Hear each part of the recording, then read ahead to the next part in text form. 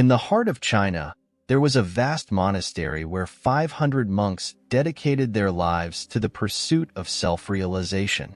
The serene atmosphere was filled with the energy of disciplined practice, all guided by a wise Zen master. One day, a man arrived at the gates of the monastery with a burning desire. He sought not only knowledge but a deeper truth, the understanding of himself. Curious, the man approached the Zen master and humbly said, "Master, I have come to find the truth within myself. I wish to uncover the ultimate reality." The master, gazing at him intently, responded, "If it is the truth you seek, understand that the journey ahead may demand everything from you, your entire life. Even so, there is no certainty that you will uncover it in this lifetime. Are you prepared to make such a commitment?" Without hesitation, the man affirmed, "Master, I am here with unwavering resolve. I will not turn back." The Zen master, seeing his determination, gave him a simple yet profound task. "Very well," he said, "there are 500 monks here, and they rely on rice for sustenance. Your responsibility is to pound the rice for them daily. From dawn until dusk, you will pound the rice. When exhaustion overtakes you, sleep. Upon waking, you shall return to your task. This will be your practice." The Zen master gave his final instruction to the young man. "Do nothing else. Don't think of anything else. Simply follow this path." With these words, the master added, "And don't come to me again. I will come to you when the time is right." The young disciple bowed and, without hesitation, began his task of pounding rice. In that large monastery, with 500 disciples in need of sustenance, the young man's responsibility was crucial. Every morning, he would rise before the sun and work tirelessly until nightfall, pounding rice to feed the others. Exhausted, he would fall asleep in the same room where his hands had labored all day. No one spoke to him, and he spoke to no one. For months, as he worked, his mind was flooded with countless thoughts. Yet, without new fuel for his mind to dwell on, these thoughts began to fade. Over time, they quieted. Slowly, his thoughts subsided, until one day, even his own name escaped him. He worked in silence, his mind completely still, immersed in the rhythm of pounding rice. Unlike others, he didn't meditate, nor did he read any sacred texts. To the chief disciples of the monastery, he seemed simple-minded, far inferior to them in their journey. 12 years passed in this manner. Then, one day, the Zen master called his disciples and made a surprising announcement. "My final days are approaching, and it is time to choose my successor, the next head of this monastery. Any disciple who has attained self-realization should come to my door tonight and write a few lines to prove their understanding." Many disciples contemplated writing a few lines that could capture the essence of their experience, each hoping to become the successor of the Zen master. Among them, one of the chief disciples, known for his deep knowledge of Buddhist scriptures, confidently approached the master's door. He was seen as the most likely candidate to lead the monastery after the Zen master's passing. This disciple carefully inscribed his words on the wall. "The mind is like a mirror. Dust from thoughts and desires accumulates on it. Meditation is the act of sweeping away this dust. When the mind is clear, one attains salvation." Confident in the wisdom of his words, yet uncertain of his own enlightenment, he chose not to sign his name. The lines he wrote reflected intellectual insight, but they lacked the depth of true realization.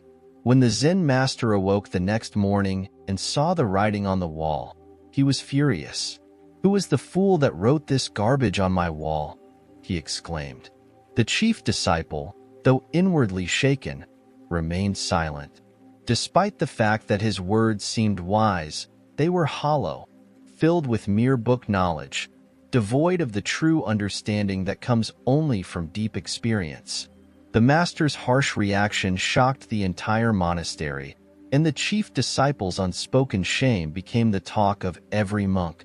Later that day, as the monks whispered about the incident, 2 disciples passed by the young man who had been pounding rice for 12 long years. The rice-pounding disciple overheard their conversation and, to their surprise, let out a quiet laugh. Intrigued, the 2 disciples stopped and asked, "What are you laughing at?" To them, this rice pounder was insignificant, a monk who had never engaged in reading scripture or meditating, and who was often dismissed as a simple fool. His laughter, in their eyes, was out of place. In the monastery, where many great scholars lived and practiced, the rice-pounding disciple held little significance. To them, he was invisible, someone who wasn't worth noticing. So, when they saw him smile after overhearing their conversation, they were taken aback.